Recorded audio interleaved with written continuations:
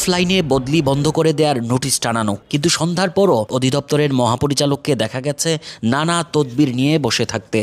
সন্ধ্যা 7টার দিকেও তার কাছে আসছে একের পর এক বদলির তদবির, অথচ অধিদপ্তরের প্রবেশমুখ থেকে শুরু করে ভেতরেও নোটিশ টানানো, অফলাইনে বদলি বন্ধ। অভিযোগ রয়েছে বিভিন্ন সুপারিশের মাধ্যমে অনিয়ম করে এখানে শিক্ষকদের বদলি সহ বিভিন্ন বিষয় চলছে। এখন সময় সন্ধ্যা 7টা, ঠিক এই মহাপরিচালকের অফিসে মহাপরিচালক এখনও প্রাথমিক শিক্ষকদের নিয়ে বৈঠকে রয়েছে। সারাদিন ধরে আমি দেখেছি এখানে শিক্ষকরা ঘুরছিলেন তাদের বিভিন্ন সমস্যা নিয়ে, তারা মহাপরিচালকের সাক্ষাৎকার পাচ্ছিলেন না। কখনো তাদেরকে বলা হচ্ছিল মহাপরিচালক মন্ত্রণালয়ে আছেন, কখনো বলা হচ্ছিল অপর আরেকটা বিল্ডিংয়ে বৈঠকে আছেন। এদিকে এসব বিষয় নিয়ে গণমাধ্যমে কথা বলতে মানসিকভাবে প্রস্তুত নন বলে জানান ডিজি আবু নূর মোহাম্মদ শামসুজ্জামান। 22 জুলাই দিনভর অধিদপ্তরে অবস্থান করে মহাপরিচালকের দেখা পাওয়া যায় সন্ধ্যার দিকে। তার কার্যালয় থেকে বারে বারে বলা হয়েছে তিনি মিটিংয়ে ব্যস্ত। মিটিং কোথায় জানতে চাইলে বলা হয় মন্ত্রণালয়ে গেছেন। প্রাথমিক শিক্ষা মন্ত্রণালয়ে খোঁজ নিয়ে কোনো বৈঠক বা ডিজির সেখানে যাওয়ার তথ্য জানা যায়নি। বন্ধ পাওয়া যায় তার দেয়া সরকারি নম্বর। এদিকে সকাল থেকেই দেশের বিভিন্ন স্কুলের শিক্ষকরা নানা সমস্যা নিয়ে হাজির। তার একটা বড় অংশ তদবির, হাতে হাতে কাঙ্ক্ষিত জায়গায় বদলির আবেদন। দেখা গেছে কেউ যৌক্তিক কারণে বদলি চান, আবার কেউ বদলির ক্ষেত্রে বৈষম্যের শিকার, আবার কাউকে বদলির ক্ষেত্রে বিবেচনা না করে অন্য কাউকে নিয়মের ব্যত্যয় ঘটিয়ে বদলি করা হচ্ছে। এসব অভিযোগ আসছে একের পর এক। কক্সবাজারের মহেশখালী থেকে কোলের শিশু এবং কিশোরী মেয়েকে নিয়ে ভোর থেকে মহাপরিচালকের সাক্ষাৎ পেতে একজন শিক্ষিকা অপেক্ষা করছেন। দিনভর দেখা পাননি। যখন মহাপরিচালকের দেখা পাওয়ার মুহূর্ত এলো তখন সন্ধ্যা। মহাপরিচালকের কক্ষের সামনে দাঁড়িয়ে জানান, ছোট বাচ্চা নিয়ে সমুদ্র পারাপার হয়ে দীর্ঘ 8 বছর ধরে কক্সবাজার থেকে মহেশখালীতে গিয়ে স্কুলে ক্লাস নেন তিনি।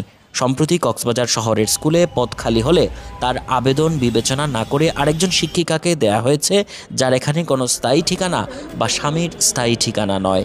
আমাকে না দিয়ে আমার সহকর্মী একজনকে কক্সবাজার সদরে দিচ্ছে, মানে ওনার ওখানে কিছু নাই, আপনার স্বামীর স্থায়ী ঠিকানা, স্বামীর কর্মস্থল অনেক কিছু নাই, উনি থাকবে নাকি হোস্টেলে, মানে ওনার আত্মীয় স্বজন কিছু নাই ওখানে। ছোটো বাচ্চা 2জন নিয়ে বর্ষাকালে সমুদ্র পারাপার হয়ে দীর্ঘ 8 বছর যাবৎ আমি আসা যাওয়া করতেছি।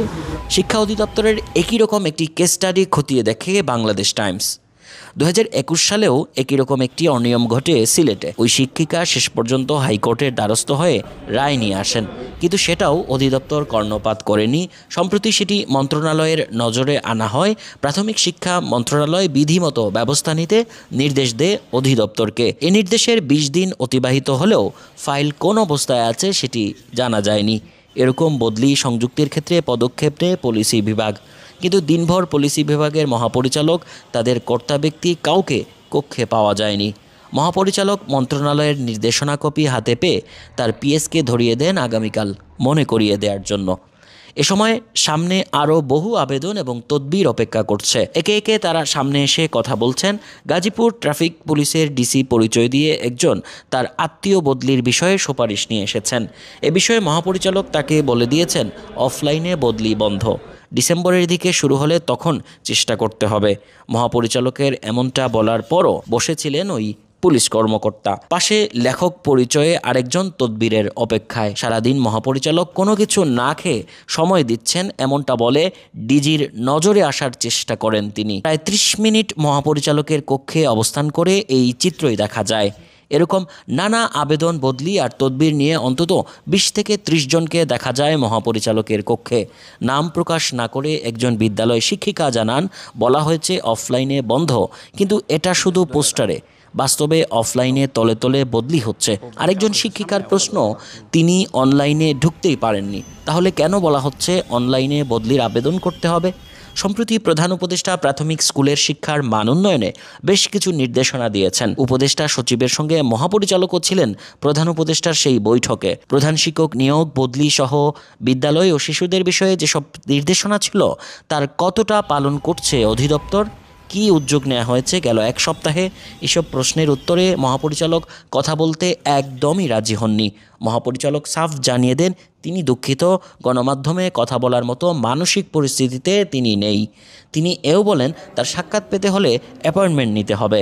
এ সময় তার সাক্ষাতের বিষয়টি তার দরজায় লেখা রয়েছে জানালে তিনি বলেন, এই সাক্ষাৎ সময়সূচি